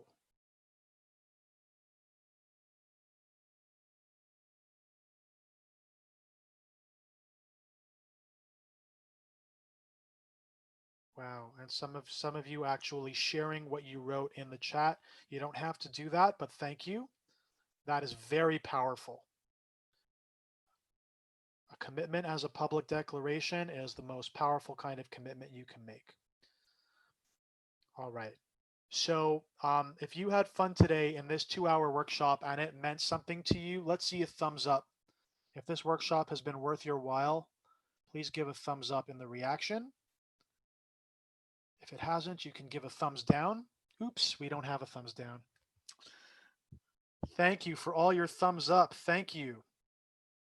Awesome. It's my pleasure. If you want more of this, if you feel that this could make a big difference in your life to be an environment like this workshop is, I'm going to take just the last couple of minutes here we have and tell you about how you can continue to be in this kind of an environment and work with coaches like myself so that you can go take action on the things that are going to make a difference in your life and do so with confidence. And I know we have even people who have worked with me before here in the group. You're very welcome. I'm sure you've noticed that success, it's not only about being confident, but it's also about showing up as leaders. It's also about how we are in our relationships, the people skills that we have, right? It's also about our communication, the way we communicate clearly, concisely, and it's in our stress management. So there is a world famous course that focuses on all 5 of these areas. It's called the Dale Carnegie course. And we have recently adapted this program to be delivered online. It was very sacred until very recently. We didn't want to put it online because it's really an in-person thing. Then we moved it online. We called it the Effective Communication and Human Relations Program. And what participants have been telling us is that it is just as powerful as the online program, if not more so, and that they are getting just as great results in their life as they would have if they had done it in person. So I want to invite everyone here, just because you were here tonight, to a free preview of our effective communication and human relations workshop. It's going to be different than what we did tonight. It's going to be about more than just confidence. It's going to be about the other topics that we talked about with all different activities. It's going to be 2 hours, and what we're going to be looking at is how we can understand the traits of successful people and embody them in ourselves, exploring principles that successful people have and apply in their interactions, applying what we call the transformational formula to create results in your life, and finally, find out if the effective communications and human relations program is right for you. And then you can make a decision if you want to go further with us and take that program. So it is this free preview event is happening on August 27th. Please write this down on that piece of paper so you have it with you. August 27th from 7 to 9 p.m. Eastern Daylight Savings Time. So please account for the time difference if you are in a different time zone. It will be live online using a different platform than Zoom, a platform that we really like called WebEx, which is very robust and fun to use and interactive. It will be even more interactive than this evening, if I may say so. And you can register directly here. I think actually you are not able to click on that link. So what I'm going to do is I'm going to take that link and I'm going to copy it into the chat. Here we go. Here it comes. Okay, the link is now in the chat. You should be able to click on it directly and register for that event. If you don't know if you can register yet, then at least copy the link down. Go ahead and copy and paste it into another file so that you can go there later. I would love to see you there. So it is 8 o'clock, and I just want to again bring it back to your very presence here this evening says a lot about you. It says that you're committed to evolve and be agile, and that you are resilient. So thank you so much for being here, and I hope you realize that you're a bigger person now than you were 2 hours ago, and you go and use that to overcome your barriers. Because when you're willing to jump into action, go outside your comfort zone, manage your stress. What was number 4 now? I don't remember my own key number 4. Who remembers what it is? Type it into the chat. Number 4. Own your strengths. Yeah, there you go. And finally, make commitments. When we're willing to do those things, you're going to be bigger than any obstacle. I wish you the best of success in all of your endeavors, and I hope to see you again soon. Good night. Thank you, Oren, so much. I just want to say that your enthusiasm and energy and passion, that you carried it throughout.